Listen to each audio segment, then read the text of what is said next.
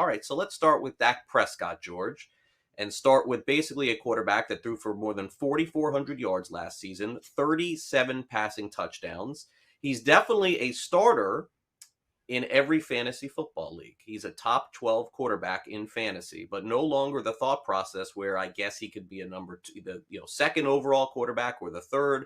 Remember, in years past, he was being drafted right after the first couple of quarterbacks, but no longer the case. He's kind of like a consolation prize as opposed to the main starter for a lot of people. Is there a chance he gets back to where we thought he would be a couple of years ago, or simply put, is he settled in as someone after the first few rounds you end up taking and feel really good about? I think there's three worries for Dak Prescott here. The first worry is the injury, right? When he broke the ankle, the foot, whatever it was, the foot, gruesome injury a couple of years back, he doesn't run as much anymore. And a lot of his value in fantasy was he ran in a lot of touchdowns, right? He's not Lamar Jackson. He's not that kind of, but he seemed to once again pick his spots, and he'd get 3-4 rushing touchdowns a year. That's value. That didn't run as much last year. Now, could that change this year? Absolutely. Another year out, maybe he will run a little bit more, but it won't be anything drastic there. So that's part one of the problem. Part two of the problem, Cowboy offensive line, not good. All right, it was not good last year. It melted down against the 49ers in the playoffs, and the 49ers dominated that line of scrimmage, and they crushed them.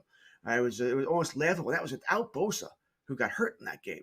So that's a problem yet. Have they addressed it? Sure. Is it going to work? Anyone's guess. We'll see.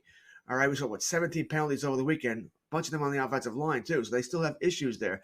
And then, of course, what we talked about in the first segment, the wide receivers. I think CeeDee Lamb will be fine, but remember, he's number one now. That's the number one cornerback. That's maybe a safety over the top. That's the defense's game planning specifically to stop you. All right, so we'll see how that works for them because defense is not going to worry about Noah Brown. I don't think they worry about Jalen Tolbert, who had a rough first game here. The Cowboys threw his weight an awful lot in that first preseason game. You can see they want to get him game action, get him ready for week one. Didn't look so good here. And then, of course, you got the run game, which I think he will be solid, but Ezekiel Elliott, he's not that player anymore. You mentioned he's really a third-round pick at that. He doesn't have that burst, hasn't had it for years. Yes, he's healthy, best shape of his career, looks great in camp. We hear this about everybody. All right, we'll see what happens with Zeke here. I think he'll get you touchdowns. So I think if you're looking for that, you're going to get your touchdown. You're likely to get 900 to 1,000 yards, which sounds great. But, you do that 1,000 by 17. It's 60 yards a game. And it's not great here. Pollard's the better back. Tony Pollard averaged 6.2 yards per touch last year. Now, don't get me wrong. If he would be the starting back, he wouldn't average anywhere near that. And he's not really built to be that starting back. He would need a caddy.